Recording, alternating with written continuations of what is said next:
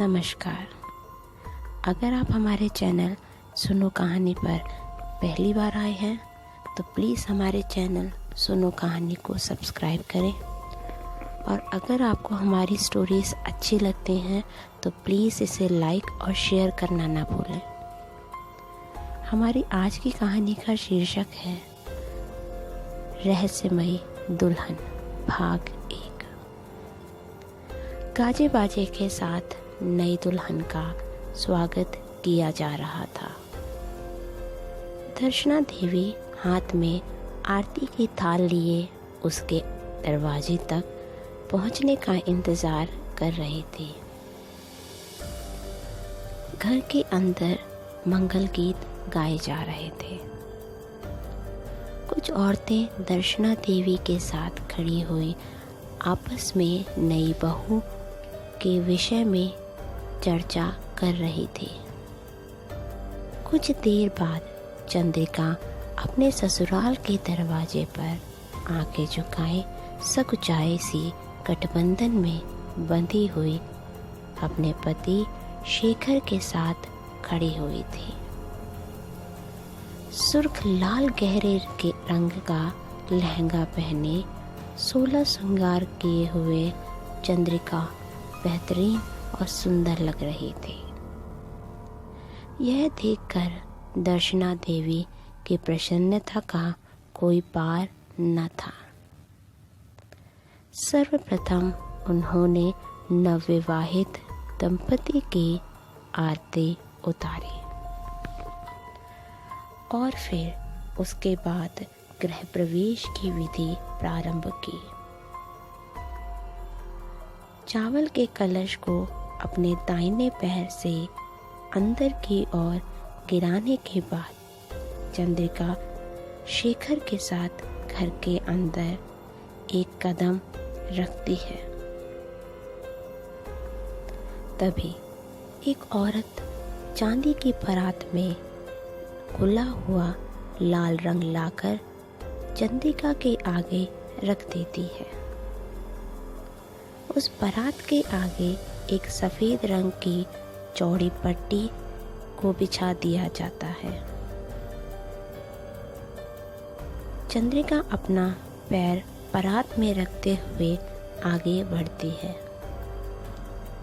परात से पैर निकालकर चंद्रिका उस सफेद रंग के कपड़े पर अपने लाल रंग के पैरों के निशान बनाती हुई आगे बढ़ती है। उसके आगे बढ़ते ही गिरा हुआ कलश अपने आप सीधा हो जाता है। बिखरे हुए चावल कलश के अंदर भर जाते हैं और तो और सफेद कपड़े से पैरों के निशान अपने आप ही मिट जाते हैं। दर्शना देवी की कुल परंपरा के अनुसार गृह प्रवेश के बाद नववधु को 8 दिन तक अपने कमरे में अकेला ही रहना होगा। इस बीच वह नए परिवेश में अजनबी लोगों के बीच सामंजस्य बिठाने की कोशिश करेगी। ये 8 दिन पुरुष के संयम और धैर्य की भी कड़ी परीक्षा होती है। इन 8 दिनों में वह रात में अपने पति के कमरे में प्रवेश नहीं कर सकती। सारी रस्में खत्म होने के बाद चंद्रिका को उसके कमरे में ले जाया गया। कमरे में देने आते ही रोशनी की गई थी। संगठित इत्र की खुशबू से कमरा महक रहा था। पलंग पर लाल चादर बिछी हुई थी जिसके ऊपर सफेद रंग का एक कंबल अध खुला बिछाया गया था। कमरे के दरवाजे बंद कर चंद्रिका ने अपना घूंघट खोलकर चैन की सांस ली।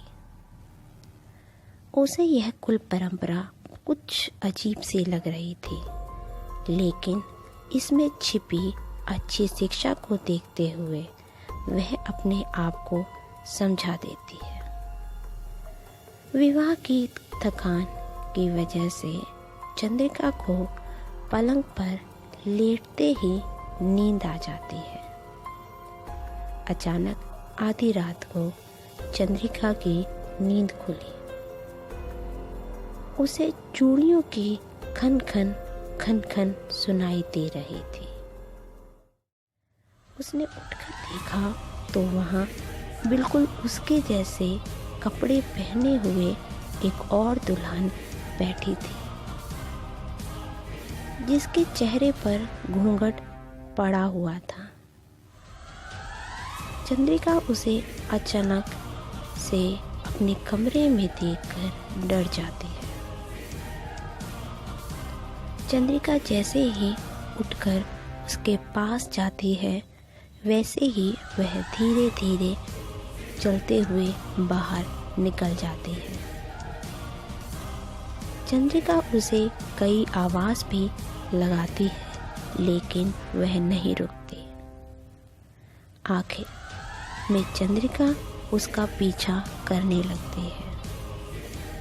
उस दुल्हन का पीछा करते हुए जब चंद्रिका अपने कमरे से बाहर भागती है, तो वो देखती है कि वह एक महलनुमा हवेली की सबसे ऊंची मंजिल पर खड़ी है। इस हवेली में कितनी मंजिल थी, किसी के लिए भी यह कह पाना संभव नहीं था। इस मंजिल पर खड़े होकर चंद्रिका को नीचे की चीजें चींटी जैसी नजर आ रही थी। इस हवेली की हर मंजिल हूबहू एक जैसी थी। पूरी हवेली लाल रंग के पत्थरों से बनी हुई थी। इस वर्गाकार हवेली की हर मंजिल पर 40 कमरे थे। हर एक तरफ 10 कमरे बने हुए थे। हर 10 कमरे के बाद एक घुमावदार सीढ़ी थी। चारों दीवारों और उनसे लगे हुए पत्थर के स्तंभों पर ऐसे जैसे नक्शे और चित्रकार उकेरी हुई थी। बीच में एक बड़ा सा आंगन था। चंद्रिका यह सब देखकर बहुत डर गई। कुछ देर के लिए हैरान हो गई, लेकिन उसे यह सब कुछ जाना पहचाना सा लग रहा था। आगे का जानने के लिए हमारी स्टोरी रहस्यमयी दुल्हन भाग 2 जरूर देखें। धन्यवाद।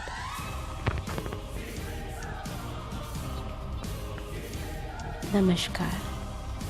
अगर आप हमारे चैनल सुनो कहानी पर पहली बार आए हैं, तो प्लीज़ हमारे चैनल सुनो कहानी को सब्सक्राइब करें। और अगर आपको हमारी स्टोरीज़ अच्छी लगती हैं, तो प्लीज़ इसे लाइक और शेयर करना ना भूलें।